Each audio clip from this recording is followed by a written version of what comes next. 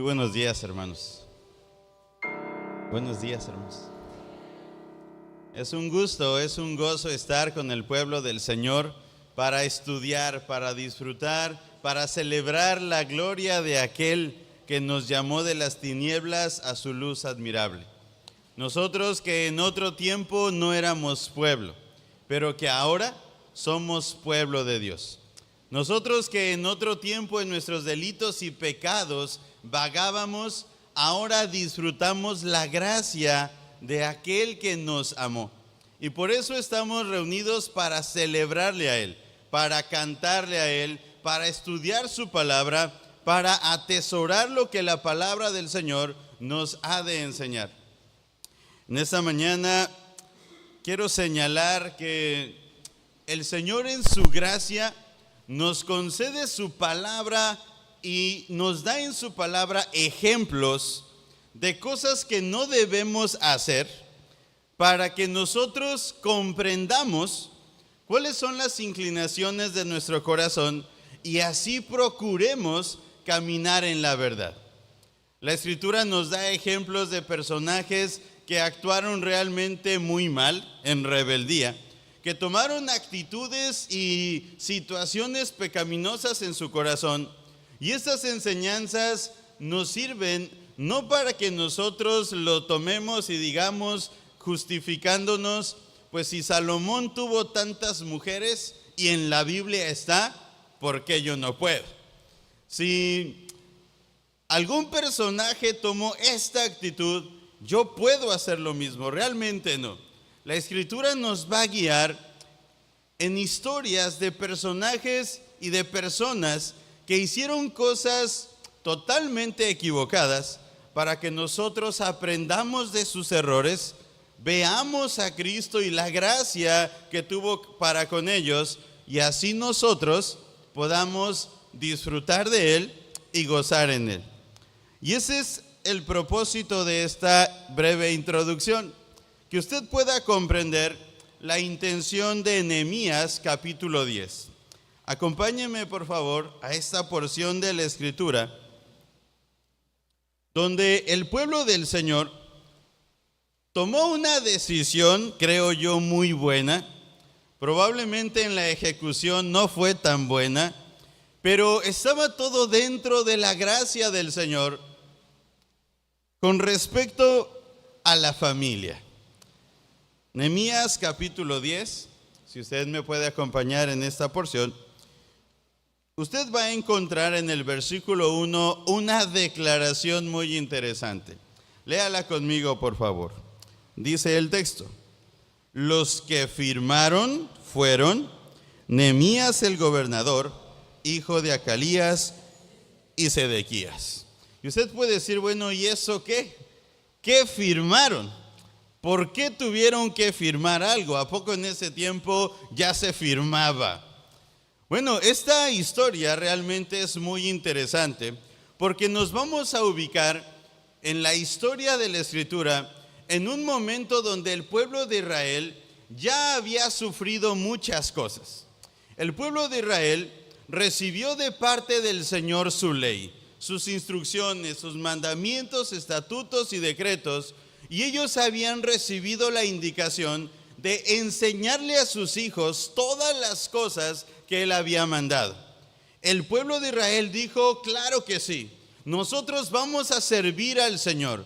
Usted está de acuerdo conmigo que muchos de los cristianos decimos como Josué, mas mi casa y yo serviremos al Señor.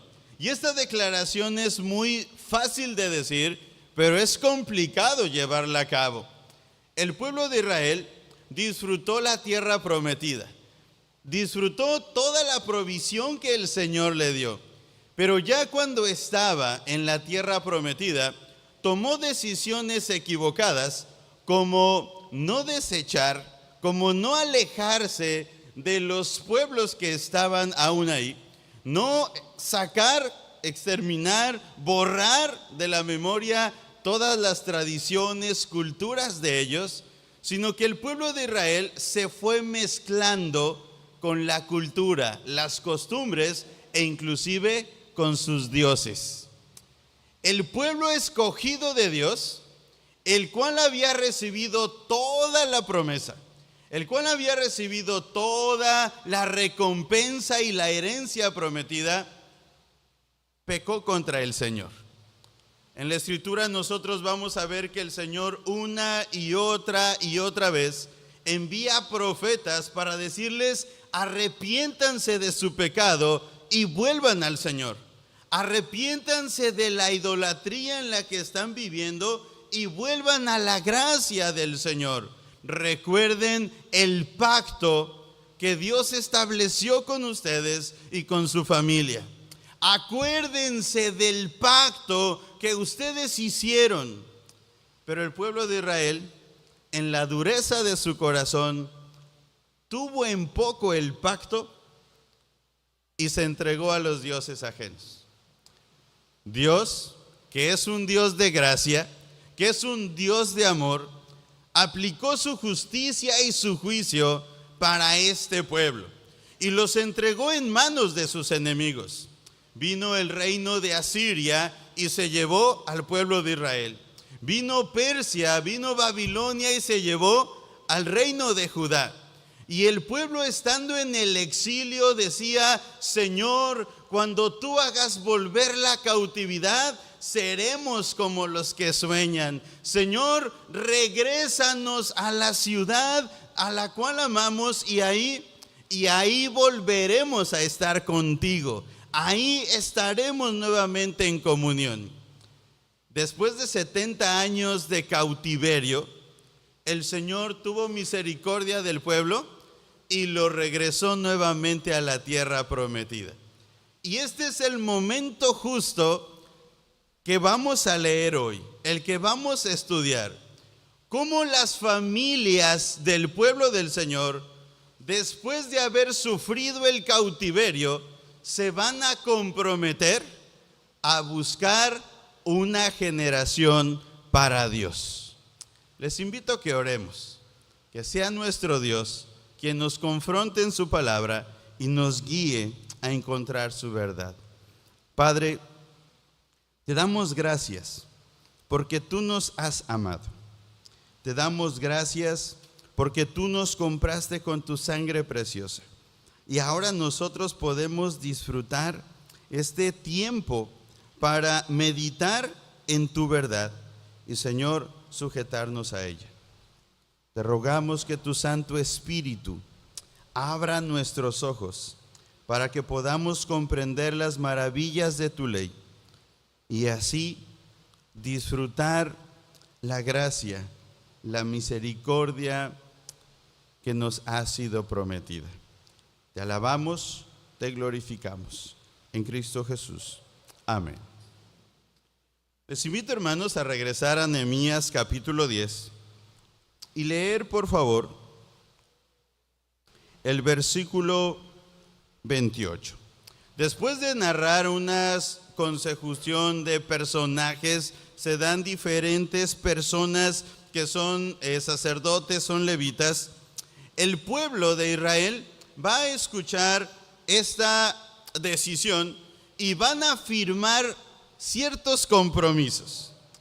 Dice el versículo 28: y el resto del pueblo, los sacerdotes, levitas, porteros y cantores, los sirvientes del templo y todos los que se habían apartado de los pueblos de las tierras a la ley de Dios, con sus mujeres, sus hijos e hijas, todo el que tenía comprensión y discernimiento, se reunieron con sus hermanos y sus principales para protestar y jurar que andarían en la ley de Dios, que fue dada por Moisés, siervo de Dios, y que guardarían y cumplirían todos los mandamientos, decretos y estatutos de Jehová nuestro Dios, y que no daríamos nuestras hijas a los pueblos de la tierra, ni tomaríamos sus hijas para nuestros hijos.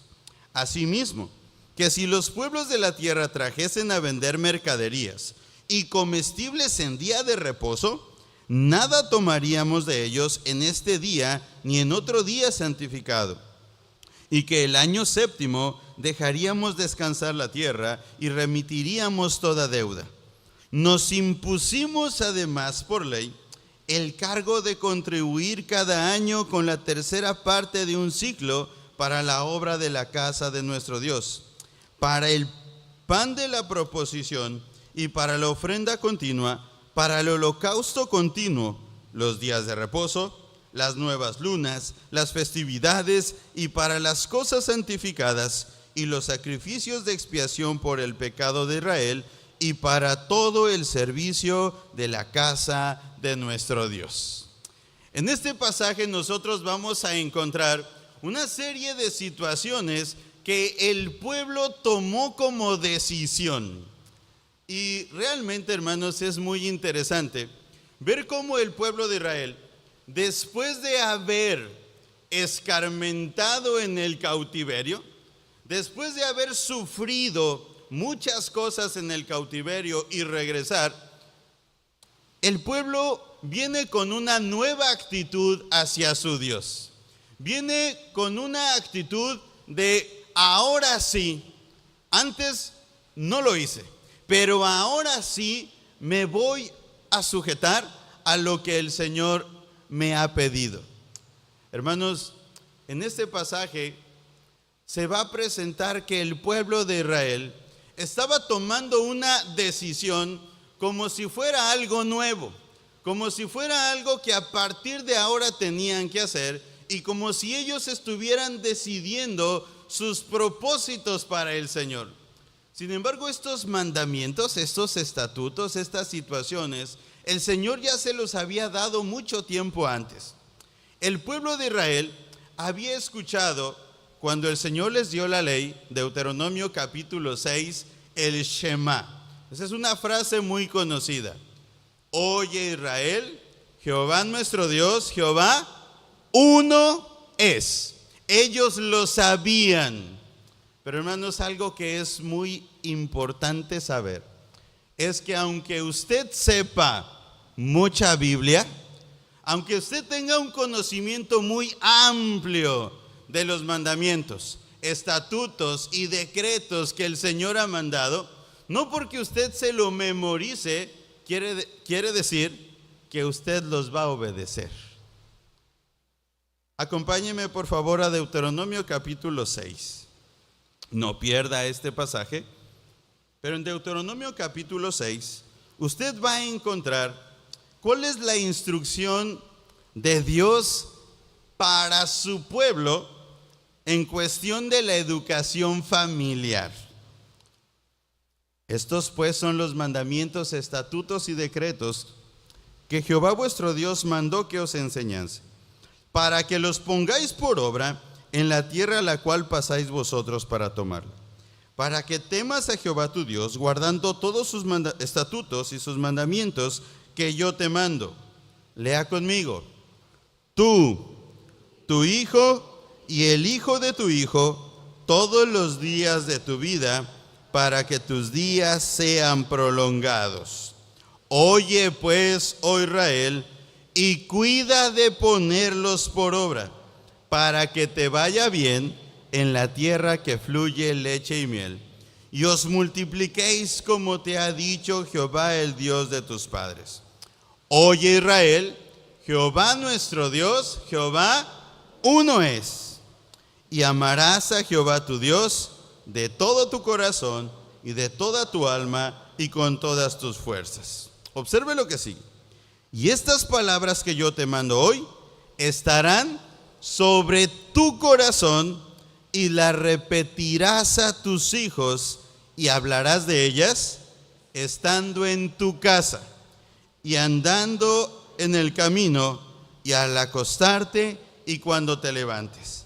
Y las atarás como una señal en tu mano y estarán como frontales entre tus ojos y las escribirás en los postes de tu casa y en tus puertas. Esa es la indicación que Moisés le dio al pueblo. Esos son los mandamientos que Dios nos da. Pueblo del Señor, debemos todos aprender los mandamientos y enseñárselos a nuestros hijos. ¿Cuándo? Cuando ellos se levanten, Jehová nuestro Dios, Jehová uno es. Cuando ellos se vayan a dormir, Jehová nuestro Dios, Jehová uno es. Cuando ellos se vayan a la escuela, Jehová nuestro Dios, Jehová uno es. Algo que es muy interesante en el texto es que habría que ponerlo en los postes de las casas. Y no sé si usted conozca esas casas de adobe viejitas que les ponían unas puertas de madera muy grandes y en la parte de arriba hay un tablón realmente muy grande y ahí cabe un texto. Bueno, el pueblo de Israel, cuando salía de su casa, en la parte de arriba, en el poste decía: oye Israel, Jehová nuestro Dios, Jehová uno es. Y cuando ellos iban a entrar a su casa, ¿qué creen que veían? Jehová nuestro Dios, Jehová uno es. ¿Qué significa eso? Que cuando tú vayas a salir de tu casa, tú tienes que tener en tu mente, en tu corazón y en tus fuerzas que Jehová nuestro Dios, Jehová uno es. Y cuando entres a tu casa, ¿qué tienes que tener en tu mente? Que Jehová tu Dios, Jehová uno es. Mire, este es el mandamiento. Dice el texto: cuando estés en tu casa, cuando andes en el camino, al acostarte y cuando te levantes. Ese es el mandamiento del Señor. Y hoy, hermanos, sabemos que como iglesia hemos de celebrar el pacto del bautismo.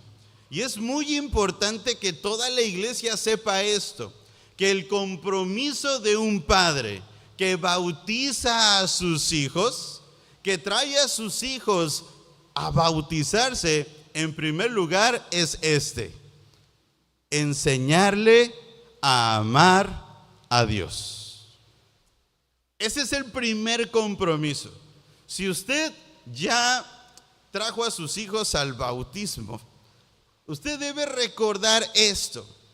Acompáñeme al Salmo 78, que fue el pasaje que leímos hace un momento.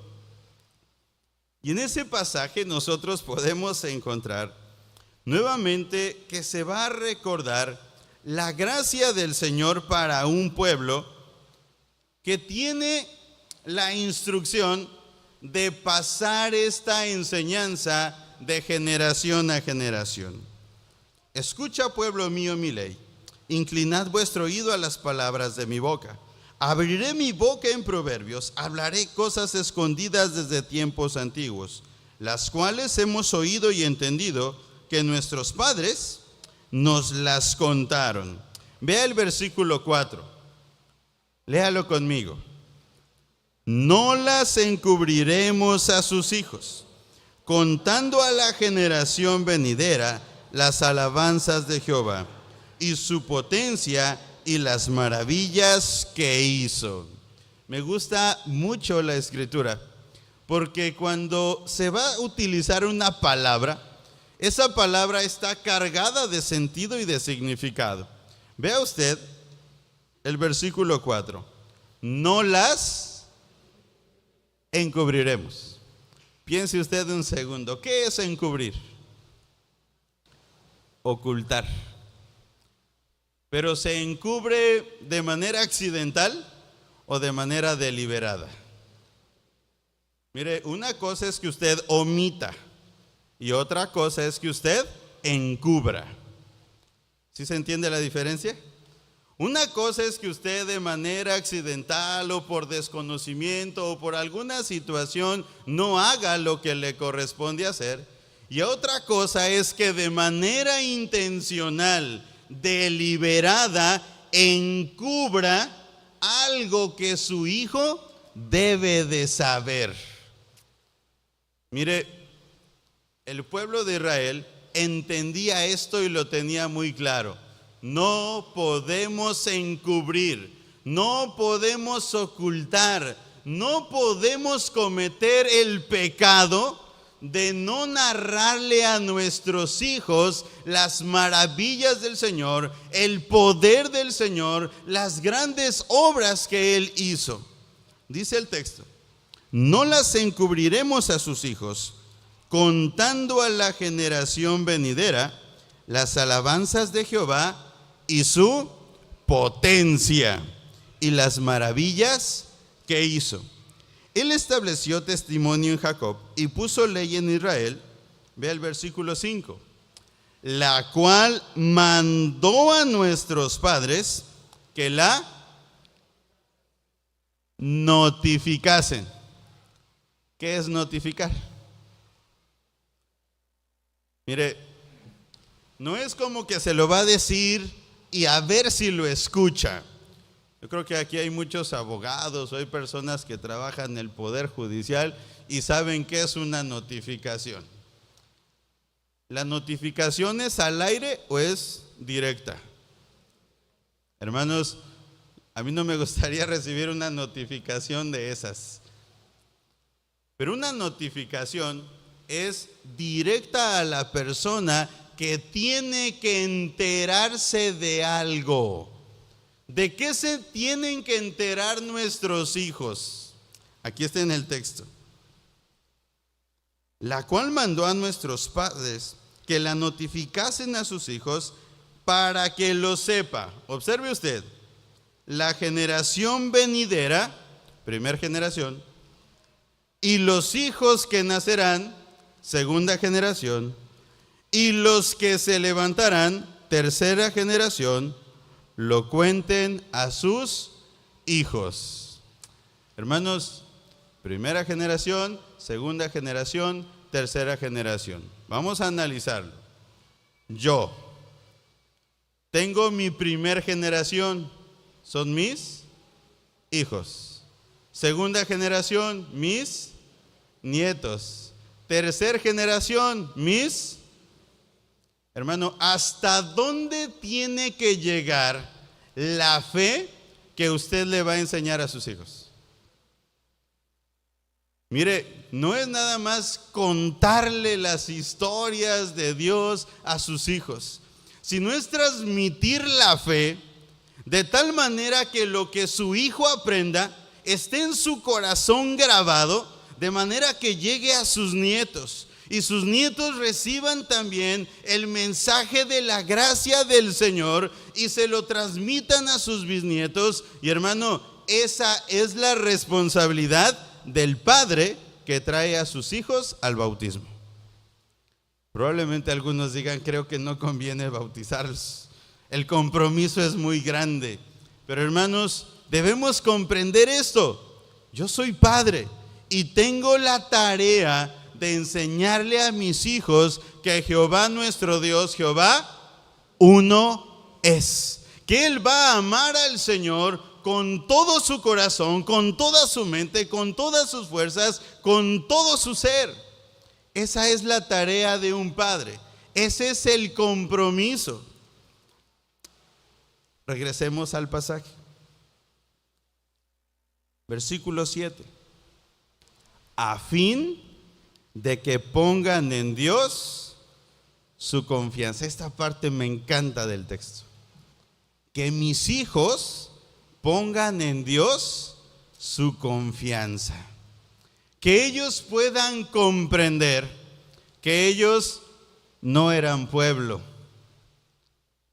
pero que en otro tiempo no habían alcanzado misericordia, pero que ahora por la sangre de Cristo también ellos son adoptados para ser hijos de Dios. Esa es mi tarea como padre, darles a conocer las alabanzas de Jehová, darles a conocer el mensaje de la redención, darles a conocer que ellos son hijos del pacto. Porque esta declaración que nosotros hacemos, le decimos a nuestros hijos, Gamaliel, hijo del pacto, yo te bautizo en el nombre del Padre y del Hijo y del Espíritu Santo. ¿Sabe qué significa esa declaración, hermano? Que su hijo es hijo de la promesa, que su hijo es heredero de la promesa que Dios le hizo a Adán, la promesa que Dios le hizo a Noé, la promesa que Dios le hizo a Abraham, a Isaac, a Jacob, a las tribus, a toda la descendencia de él. que Él sería su Dios y Dios sería para con ellos su Salvador. Eso significa hijo del pacto. Hijo, lo más importante que yo te puedo dar en esta vida no es una mansión, ni una profesión, ni siquiera un carro último modelo. Porque, hermanos, muchos papás están pensando eso. Están trabajando de sol a sol, pensando en darle lo mejor a sus hijos.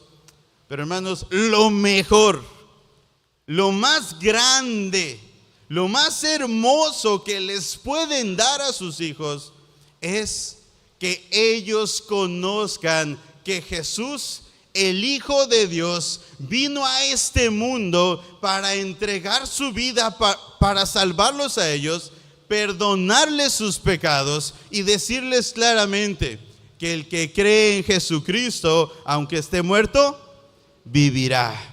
Que ellos tengan claro en su corazón que son pecadores, pero que Jesucristo vino para dar su vida en rescate por la de ellos. Ese es el mayor regalo, la mayor herencia. Eso es ser hijo del pacto. Que nuestros hijos conozcan a Dios. Regresemos al Salmo 78, porque va a haber una advertencia que realmente es dura. A fin de que pongan en Dios su confianza, y vea lo que dice el texto, y no se olviden de las obras de Dios, que guarden sus mandamientos, léalo conmigo, y no sean como sus padres, generación contumaz y rebelde, generación que no dispuso su corazón, ni fue fiel para con Dios su espíritu. Ay, esta es una declaración muy dura. Yo creo que muchos padres hoy trabajan y trabajan y trabajan y trabajan y trabajan con un propósito: que mis hijos no padezcan o no sufran lo que yo sufrí. Muchas gracias, hermano. Que mis hijos no sufran lo que yo sufrí. ¿Y sabe a qué se refieren esos padres? Yo creo que así lo sabemos todos. Que no sufran las carencias económicas que pasamos en otro tiempo, porque yo cuando estaba chiquito quería unos tenis y nunca me los pudieron comprar, pero mi hijo no va a pasar ese trauma. Mi hijo no va a pasar esa escasez. Mi hijo no va a pasar por esa vergüenza. Miren, muchos padres tienen eso en su mente, que el sufrimiento que ellos tuvieron, el problema de su infancia no era el pecado. El problema de su infancia era la pobreza. Aunque, hermanos, debemos ser muy claros. El Señor siempre nos ha sostenido. El Señor siempre nos ha provisto. Probablemente hubo un momento en el que usted en su economía no estaba tan bien, pero usted siempre tuvo que comer. La prueba es que usted está hoy aquí. Hoy usted está aquí como una prueba de que el Señor le sostiene. Entonces el problema no es que usted no haya tenido dinero. Vean lo que el texto nos está diciendo: que guarden sus mandamientos y no sean como sus padres, generación contumaz y rebelde. ¿Qué es contumaz? Una persona que sabiendo hacer lo bueno, no lo hace. Eso es un contumaz. Una persona que ha escuchado los mandamientos, que ha escuchado la dirección, que ha escuchado el consejo, y sabiendo los mandamientos, dice: ellos ya vivieron su vida, yo voy a vivir la mía. Es que los hermanos de la iglesia me están hablando del yugo desigual y eso conmigo no va. Mire, uno de los mandamientos, de los compromisos que un padre al momento de traer a su hijo a la circuncisión en ese contexto y ahora en el bautismo era: no voy a entregar a mi hijo en yugo desigual. Esa era la promesa, esa era la señal del pacto. Un pueblo que transmitiera la fe a sus hijos y a sus nietos y a sus bisnietos. Y el compromiso, hermanos, no llegaba hasta los 12 años, no llegaba a los 18 años, no llegaba hasta que se casaban. Hermanos, ustedes leyeron que es hasta los bisnietos. Hermano, la iglesia tiene que comprender que la educación para los hijos no es solamente en la etapa de la niñez. Porque decimos: instruye al niño. Y como no dice al adolescente, pues hay que ver, ¿no? Mire, regrese conmigo a Nehemías, que es el pasaje que estábamos estudiando. Y todo está en un contexto del compromiso que ellos firmaron. ¿Qué compromiso firmaron? Nehemías capítulo 10. El resto del pueblo se reunió, sus mujeres, sus hijos, sus hijas, todo el que tenía comprensión y discernimiento, se reunieron con sus hermanos y sus principales para protestar y jurar que andarían en la ley de Dios, que fue dada por Moisés, siervo de Dios, y que guardarían y cumplirían todos los mandamientos, decretos y estatutos de Jehová nuestro Señor. Versículo 20. Hermano, esto es lo que hoy quiero invitarle a que usted firme. Versículo 20. Léalo conmigo. 2, 3. Y que no, ya nadie lo quiero leer, juntos, dice: y que no daríamos nuestras hijas a los pueblos de la tierra, ni tomaríamos sus hijas para nuestros hijos. Ay, los que tienen hijos adolescentes, pongan sus barbas a remojar. Ahorita voy a explicar por qué. Este era el pacto. Una descendencia para Dios. Que yo seré tu Dios, el Dios de tu hijo y el de tu descendencia después de ti por todas sus generaciones. Ese es el pacto. Yo voy a ser tu Dios. El tuyo, el de tu hijo y el de todas sus generaciones. No se preocupe. ¿Cuál era el compromiso? Gracias. Hermanos, el compromiso estaba en que no iban a dejar que sus hijos se casaran en yugo desigual. ¿Por qué?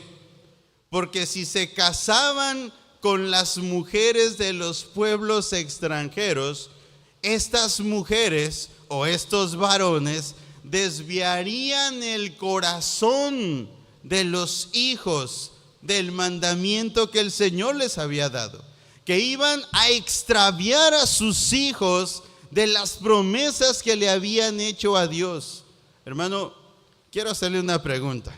Estamos en Chiapas.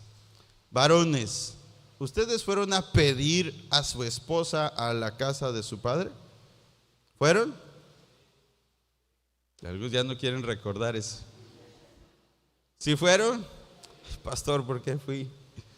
Fueron.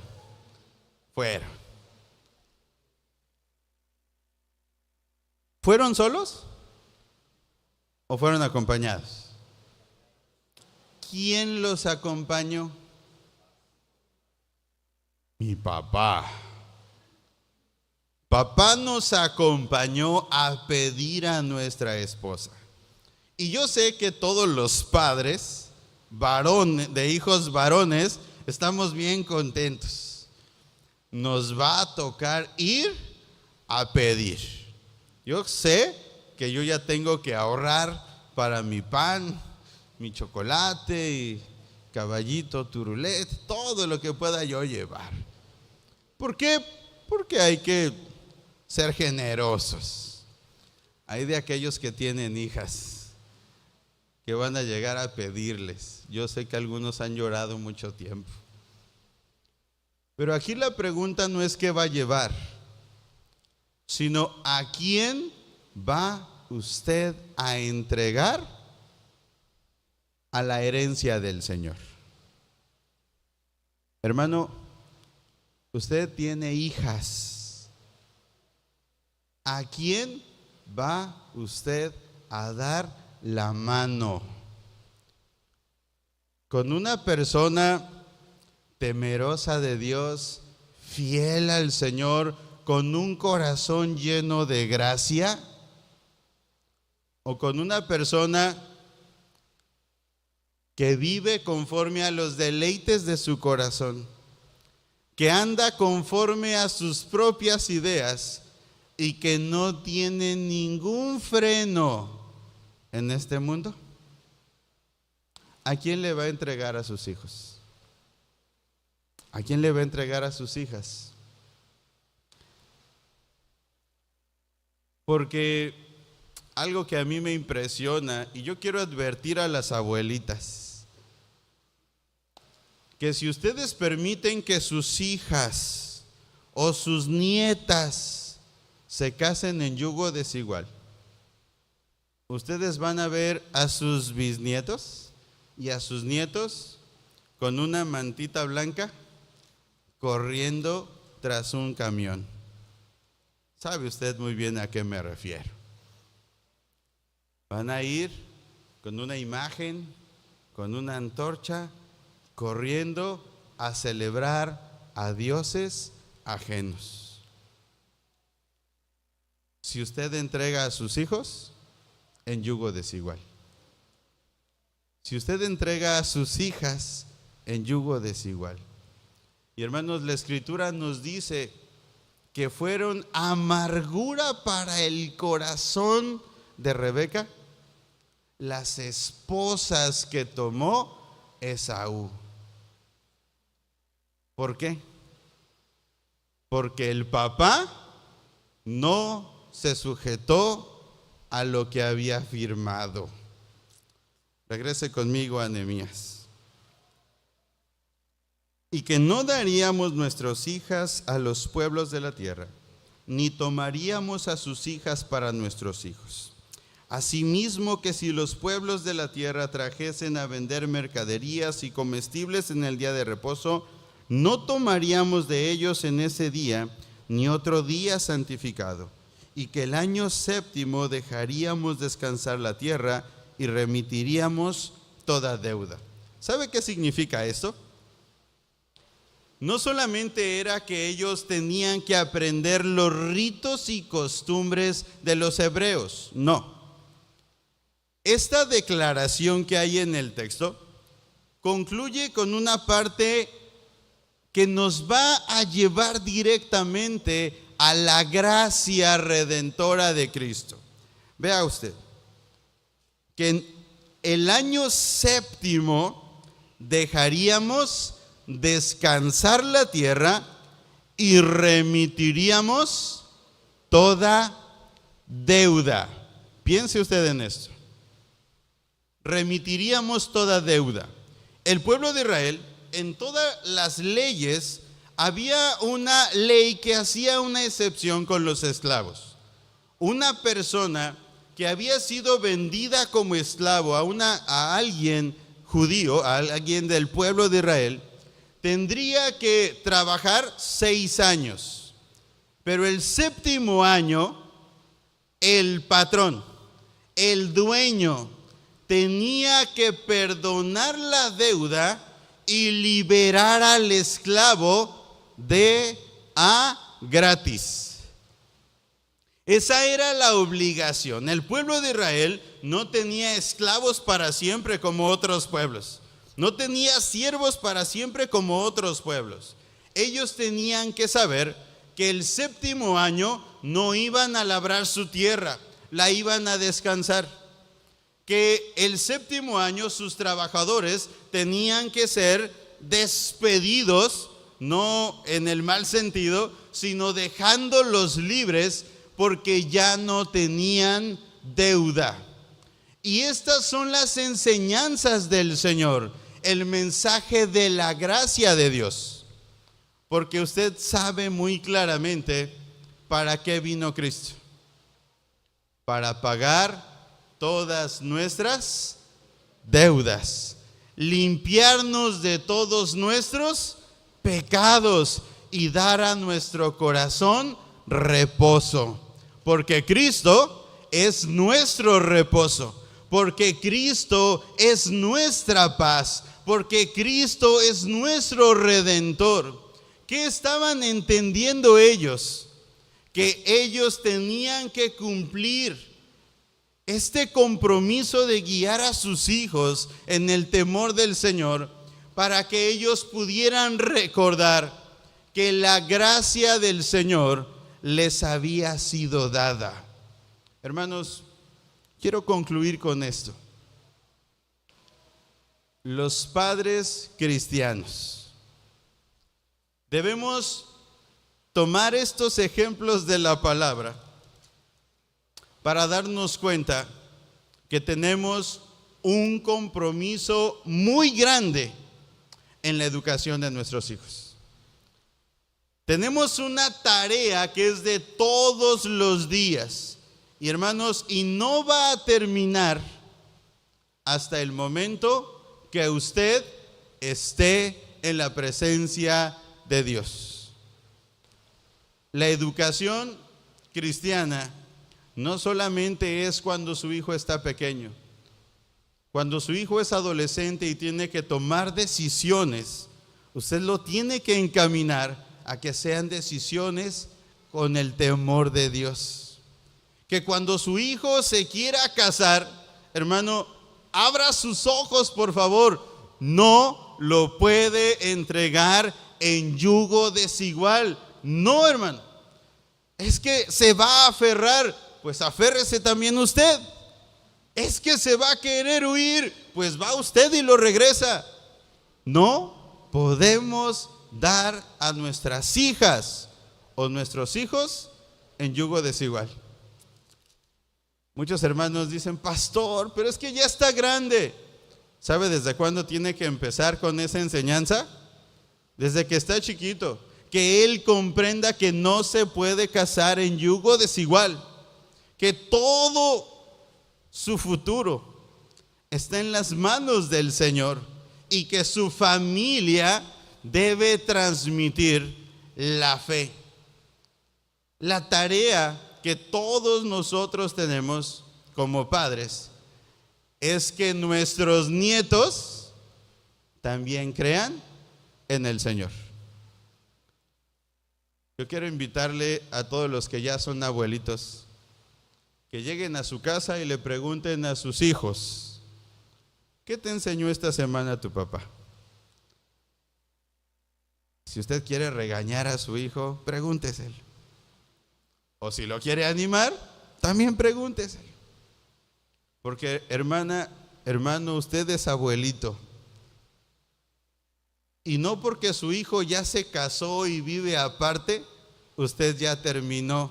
¿Qué cree? No ha terminado.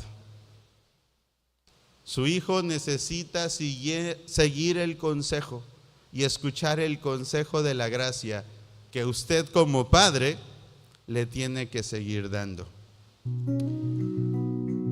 Hemos dicho que necesitamos una descendencia para Dios. Esa descendencia tiene que conocer todos los mandamientos, estatutos y decretos del Señor. Tiene que disfrutar la corrección de sus padres, pero tiene que ser acompañada toda su vida por padres que disfrutan la salvación y que comparten la gracia que Cristo les ha dado. Pastor Andy, Dios les use para dirigir a esos pequeños. Son 4. Una descendencia para Dios. Hermanos de la iglesia, busquemos una descendencia para Dios.